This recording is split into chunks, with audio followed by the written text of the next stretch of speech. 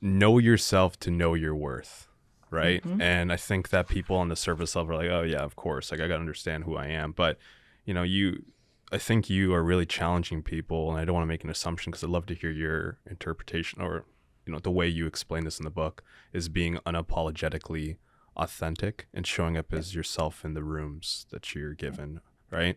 What Absolutely. what does that mean to you? What is, yeah, like this cheat code one, knowing yourself to know your worth? Yeah, it's what I've mentioned to get to this question that you guys are asking now. All the things that allow me to sit and speak up for others is because I had to do that work to start. For me to add value to any company I was going to work for, any relationship I was going to be in, I realized that I was making stuff up as I was going, and that was not healthy for me. Whether it was being in the closet, whether it was, me, and again, want to clarify that the code switching piece still happens today.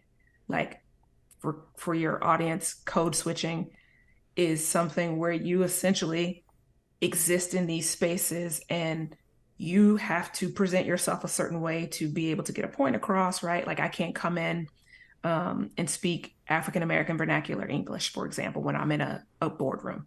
So there are certain ways that you have to present yourself, but that doesn't mean you have to be fake. That just means that you're playing the game in a way such that you're trying to remove as many buffers from people to hear your point that you're actually making.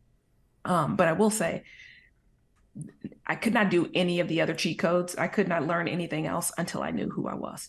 And I Mm, did not want to be in an industry. I did not want to, I could go back to being an eye doctor at any time, right? Like I knew that that was always something for me, and I could be whatever kind of eye doctor I wanted to, as long as I was within the rules of, being eye doctor. But I knew that if I wanted to be in this particular space, that I had to do the work, to come to work as authentically myself as I could. It's still a challenge, to yeah. be clear. It's still hard sometimes when I'm sitting in the room and no one looks like me, or I'm the most senior person in the room and a partner or a vendor is looking at everybody else that looks like them, expecting them to make the decision, and I'm the person that's making the decision. Like that stuff happens all the time. I want to be clear that just because I have all these things that I've kind of put together in a book doesn't mean that it doesn't happen to me anymore. What does happen though, when we start talking about imposter syndrome, which is to me something that is a feeder off of these things around knowing yourself to know your worth. I used to sit in a room for an hour meeting and imposter syndrome would manifest itself that entire hour, for example. Whereas when I did the work to really understand what I brought to the table, who I was, how I wanted to present myself, now that window has dwindled. So in an hour meeting, it might just be the first 30 minutes, or it might just be the first 10 minutes, Hmm. or the first 5 minutes, right? So the whole purpose of this is just get comfortable with who you are, because the truth is, they're either going to like it or going to love it or they won't. Yeah. Yeah. And sorry, Mina, I'm monopolizing this No, conversation. no, go ahead, man. Go ahead. I was telling Mina, and for everybody listening, I was really nervous before this interview with you because you've accomplished so much, Raven, and you're somebody I look up to Oh, in your career. So, but I wanted to talk about something that was interesting that you spoke about, just knowing yourself. But it's something that's pretty funny that you mentioned was you basically are an introvert at heart, but you're an extrovert to pay the bills. and Yeah, and I feel that way too. Yeah. I love that. How, so any advice or your approach to this? But how are you be able to successfully flip the switch for you to yeah. just extrovert mode? Let's go, baby.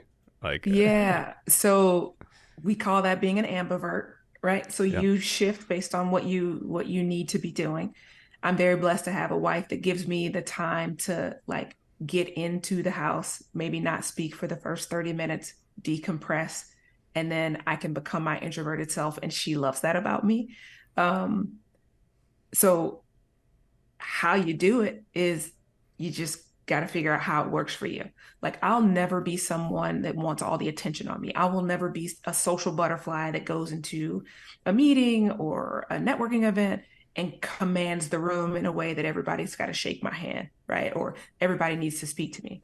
But I can figure out what I need to be doing in that room such that people remember when they spoke to me, right? But that comes with time. For a long time, especially in sales, I was pretty good at sales, not because I was an extrovert, but, and I said this earlier to start the podcast, I was really good at listening because I didn't want to talk, right? I wanted you to tell me everything that you needed in your season ticket package, in your group ticket package, and then I can pick up on the key words and deliver a product to you such that you would want to buy it. And I would build a relationship with you because we trusted each other. So I think a lot of people are ambiverts. We just don't call it that.